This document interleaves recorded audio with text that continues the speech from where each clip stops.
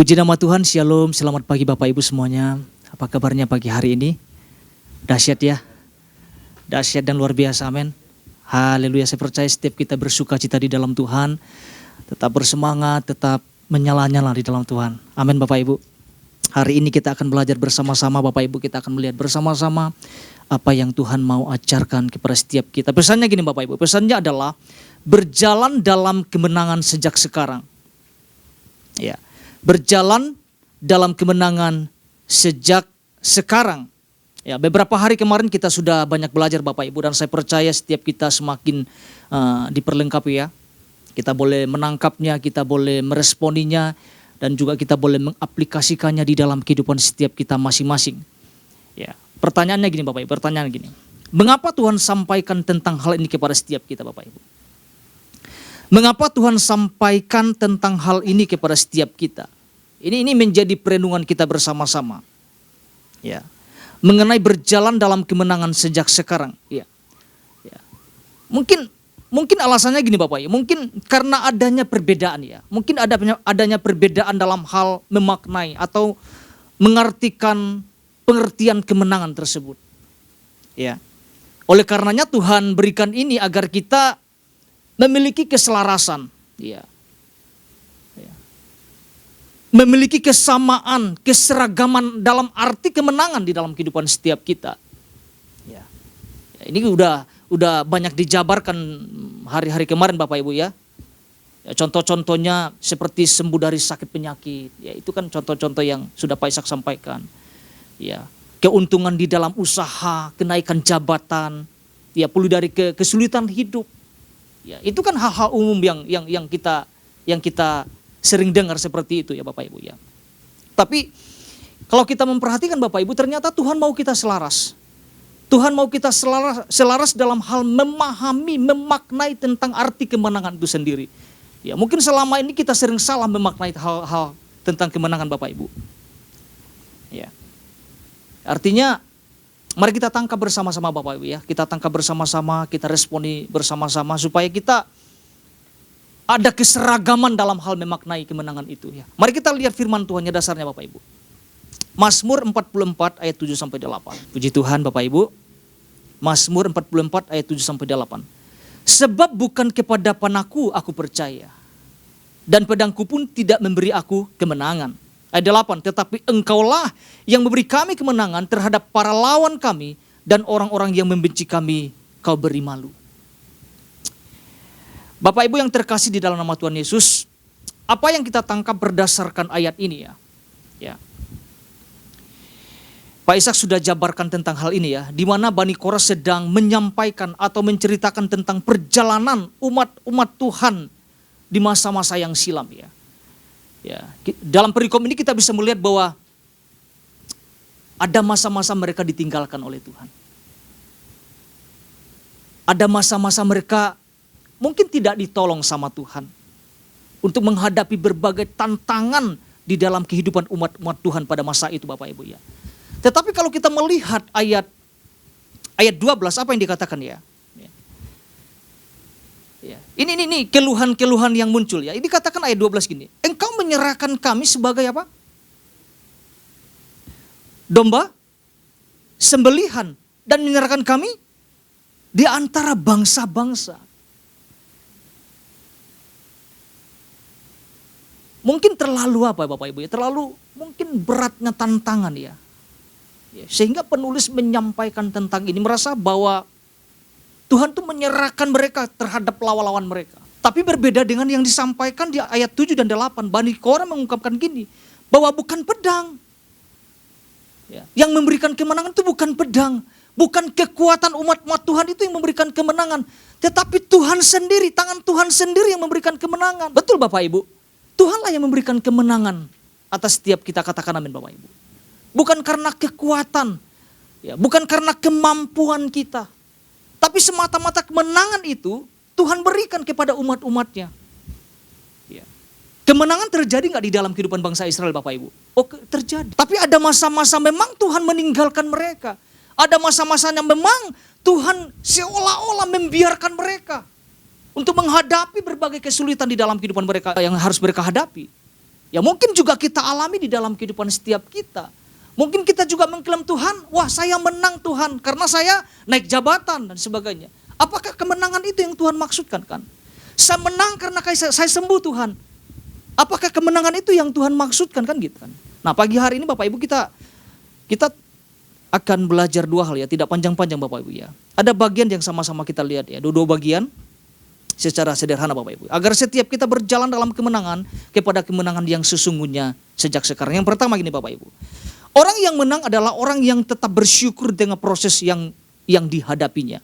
Orang yang menang adalah orang yang tetap bersyukur di tengah proses yang dihadapinya. Mari kita lihat apa yang dikatakan Bani Korah dalam perikop ini Bapak Ibu. Mari kita lihat ayat 9 Bapak Ibu ya. Mari kita lihat bersama-sama apa yang disampaikan oleh Bani Korah Bapak Ibu. Dikatakan gini, karena Allah kami nyanyikan puji-pujian sepanjang hari. Dan bagi namamu dikatakan sini. Dan bagi namamu kami apa? Mengucapkan syukur selama-lamanya. Wow. Bagian ini perlu kita garis bawahi Bapak Ibu. Kami mengucapkan syukur selama-lamanya. Ya. Pertanyaannya gini, apa hubungannya kemenangan dengan mengucap syukur? Apakah bisa menang waktu kita mengucap syukur? Saya mau sampaikan bahwa ada sesuatu yang berbeda. Waktu kita melihat sesuatu. Waktu kita mengucap syukur, kita mampu melihat kemenangan yang Tuhan berikan di dalam kehidupan setiap kita. Jelas mengatakan, Bani Korah mengatakan, kami mengucap syukur selama-lamanya. Kenapa mengucap syukur Bapak Ibu? Jawabannya itu di ayat 7 dan 8. Karena apa? Karena tangan Tuhan yang memberikan kemenangan. Bukan panah. Bukan kekuatan kita. Tapi karena Tuhan yang memberikan pembelaan. Karena Tuhan yang memberikan kemenangan atas umat-umatnya. Bani Korah bisa melihat tentang kemenangan yang Tuhan berikan. Tetapi masalahnya adalah, apakah bisa tetap mengucap syukur selama proses itu terjadi di dalam kehidupan orang-orang percaya? Ya. Jangan-jangan gini, selama menjalani proses itu tidak ada ucapan syukur. Mengucap syukur ketika keadaan baik saja. Makanya ayat-ayat selanjutnya kita bisa lihat bahasa-bahasanya, kata-katanya. Seperti Tuhan tidak mau menolong mereka kan gitu. Seperti Tuhan membiarkan. Dalam satu sisi menyadari, dalam sisi yang lain tidak menyadari kan. Mari kita lihat contoh yang lain Bapak Ibu ya. Dua contoh ini. Di dalam Habakuk pasal 3 ayat 17 sampai 19. Habakuk pasal 3 ayat 17 sampai 19. Apa yang dikatakan di sini Bapak Ibu? Sekalipun pohon ara tidak berbunga, pohon anggur tidak berbuah, hasil pohon zaitun mengecewakan, sekalipun ladang-ladang tidak menghasilkan bahan makanan, kambing domba terhalau dari kurungan, dan tidak ada lembu sapi dalam kandang. Ayat 18. Namun aku apa? Namun aku apa Bapak Ibu? Namun aku akan bersorak-sorai di dalam Tuhan. Kira-kira mudah gak Bapak Ibu? Di tengah-tengah situasi yang tidak memungkinkan, Habakuk mengatakan gini, namun aku akan apa? Bersorak-sorai di dalam Tuhan. Selanjutnya dikatakan beria-ria di dalam Allah yang menyelamatkan aku. Ayat 19. Allah Tuhanku, itu apa dikatakan? Kekuatanku. Dalam terjemahan lainnya adalah tentang kemenanganku. Ia membuat kakiku seperti kaki rusa. Ia membiarkan aku berjejak di bukitku. Haleluya. Dia katakan apa Bapak Ibu? Sekalipun pohon ara tidak berbunga, pohon anggur tidak berbuah, sekalipun tampaknya gak kelihatan tentang kemenangan yang Tuhan berikan, tapi firman Tuhan katakan apa? Aku akan bersorak-sorai di dalam Tuhan. Aku beria-ria di dalam Allah. Artinya gini, Nabi Habakuk ini bisa melihat kemenangan itu Bapak Ibu. Di tengah proses yang dia hadapinya mungkin. Ya, nanti Bapak Ibu boleh lihat pasal 1 ayat 2. Ya. Adanya penindasan dan sebagainya. Rasa-rasanya Tuhan tidak menjawab doa yang dinaikkannya. Tapi di pasal 3 dikatakan, aku beria-ria di dalam Allah. Ya, ada kemenangan yang terjadi ketika seseorang mengucap syukur Bapak Ibu. Ya, itu contoh yang pertama yang kita bisa lihat Bapak Ibu. Contoh yang kedua, mari kita lihat Kisah Para Rasul pasal 16. Ini kita sering pelajari Bapak Ibu. Kisah Para Rasul pasal 16 ayat 24 sampai 25. Puji nama Tuhan. Ayat 24 dikatakan seperti ini. Sesuai dengan perintah itu, kepala penjara memasukkan mereka ke ruang penjara yang paling tengah dan membelenggu kaki mereka dalam pasungan yang kuat. Ayat 25, tetapi kira-kira tengah malam, apa yang Paulus lakukan dan Silas Bapak Ibu? Lagi berdoa, betul ya? Paulus dan Silas berdoa dan menyanyikan puji-pujian Allah. Dan orang-orang hukuman lain mendengarkan mereka. Paulus bukan lagi di rumah makan loh Bapak Ibu. Paulus ada di tengah-tengah kesulitan. Ada di dalam penjara. Tetapi tidak terlihat bahwa Paulus dan Silas itu mengalami kekalahan. Kita bisa melihat kemenangan itu. Ketika waktu di tengah-tengah situasi yang sulit, mereka bisa datang untuk memuji dan menyembah Tuhan loh Bapak Ibu. Itu kan sesuatu yang luar biasa. Di tengah-tengah proses yang mungkin tidak menyenangkan Bapak Ibu ya. Buat daging tuh gak enak. Saya melihat ada kemenangan yang sangat luar biasa. Kemenangan itu bukan hanya di ujung, bukan hanya di akhir. Tetapi di tengah-tengah proses yang kita jalani. Apa yang kita lakukan? Bisa terlihat bahwa kita sedang mengalami kemenangan atau tidaknya di situ. Paulus dan Silas datang kepada Tuhan. Memuji, menyembah, meninggikan Tuhan. Bisa nggak kita lakukan seperti itu Bapak Ibu? Saya percaya bisa ya. Nggak mudah loh Bapak Ibu. Ya. Pernah nggak Bapak Ibu kita ngalamin di tengah-tengah kesulitan kita datang menyembah sama Tuhan?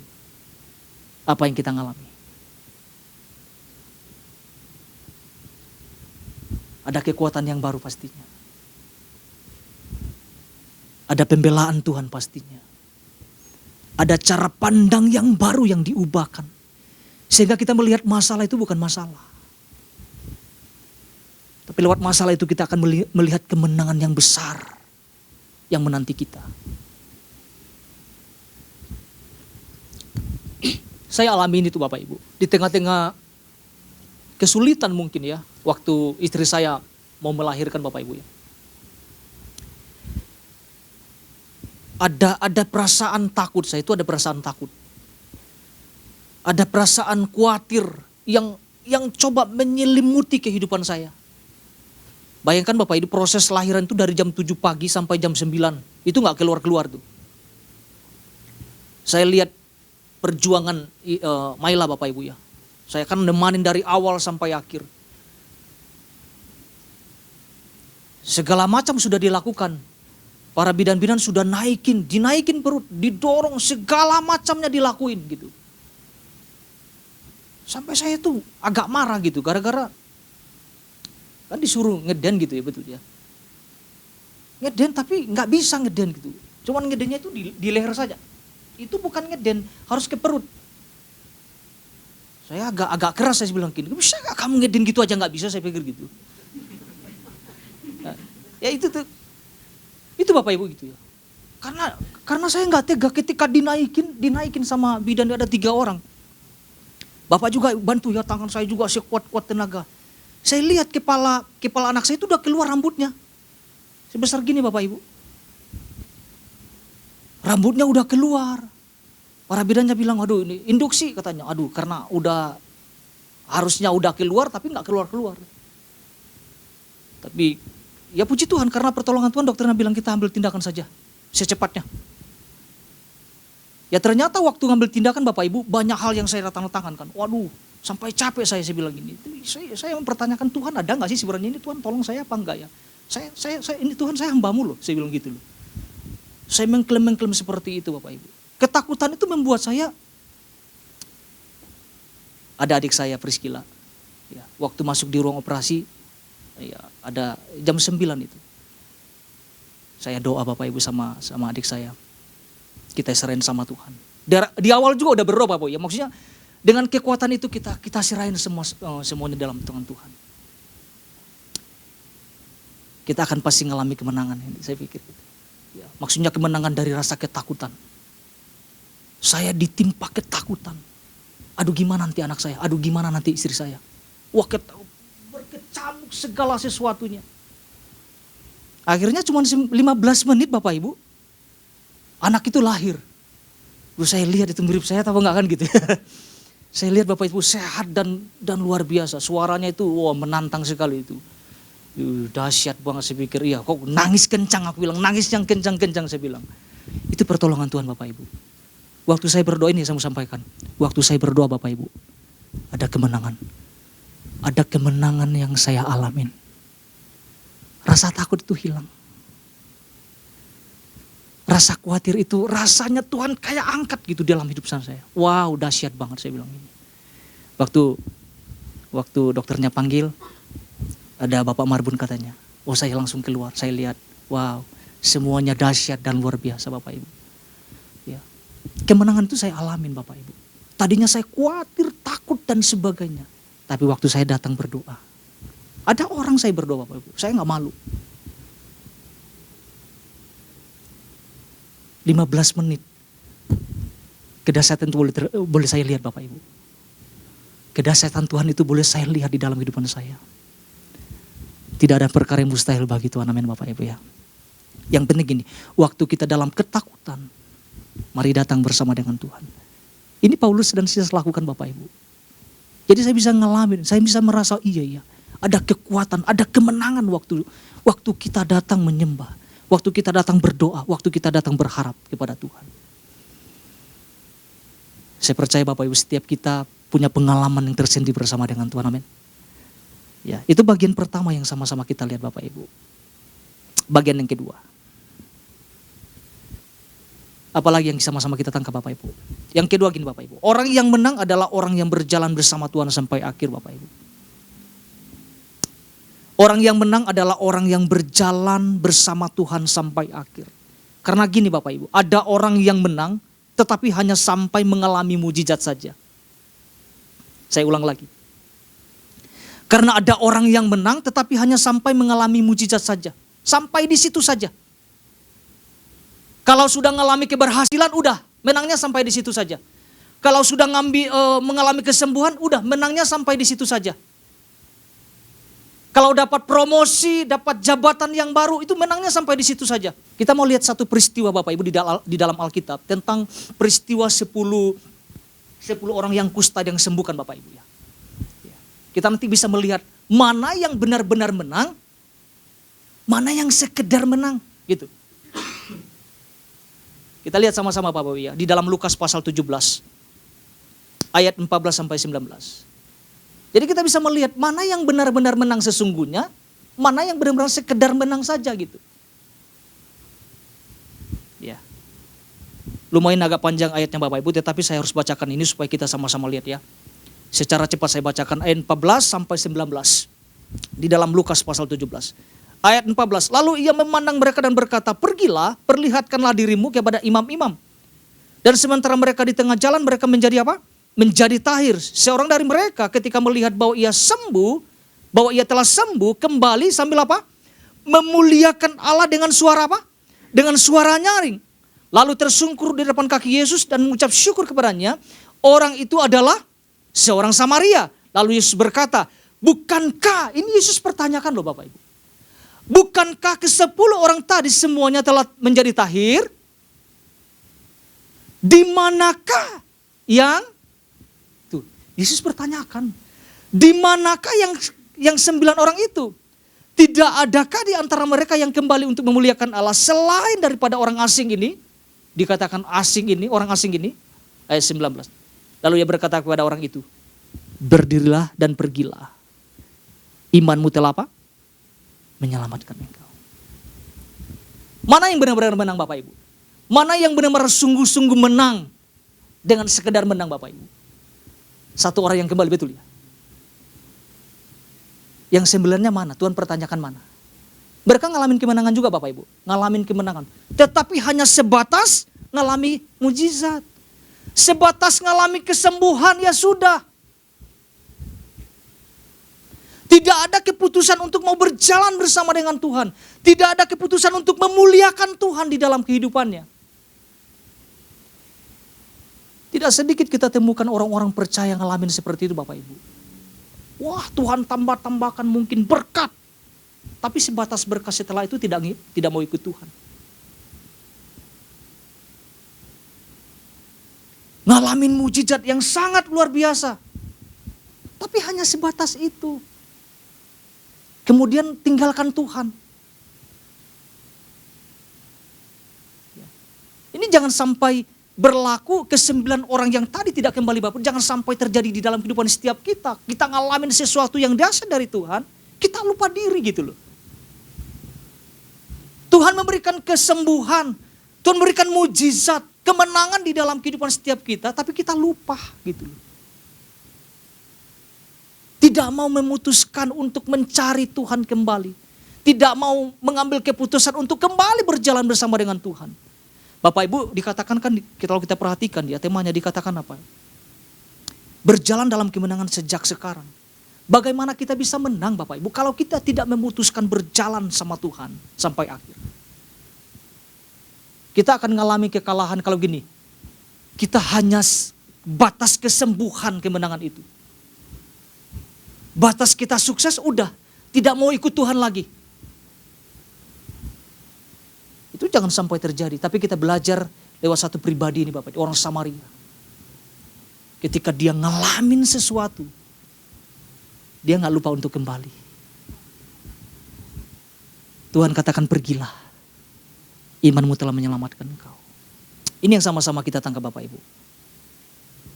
Jangan sampai kita memahami tentang kemenangan itu bukan hanya di akhir saja. Tapi Tuhan mau kita memahami tentang prinsip kemenangan yang Tuhan ajarkan kepada setiap kita. Kemenangan itu bisa di tengah-tengah, terjadi di tengah-tengah proses yang kita hadapi Bapak Ibu. Tapi kita melihat poin yang keduanya. Mau gak kita mau berjalan bersama dengan Tuhan? Ingat ya, waktu kita memutuskan berjalan bersama dengan Tuhan, ingat ya, ada hukum-hukum itu loh yang harus kita perhatikan. Supaya terus kita ngalami kemenangan itu ada hukum-hukum. Ada firman Tuhan yang terus kita hidupi di dalam kehidupan setiap kita. Supaya apa? Supaya terus kita berjalan kepada kemenangan yang sesungguhnya seperti yang Tuhan maksudkan. Jadi dua hal ini yang sama-sama kita tangkap Bapak Ibu, tidak panjang lebar. Yang pertama adalah orang yang menang adalah orang yang tetap bersyukur di tengah proses yang dihadapinya. Orang yang kedua adalah orang yang menang adalah orang yang berjalan bersama Tuhan sampai akhir. Tuhan Yesus memberkati.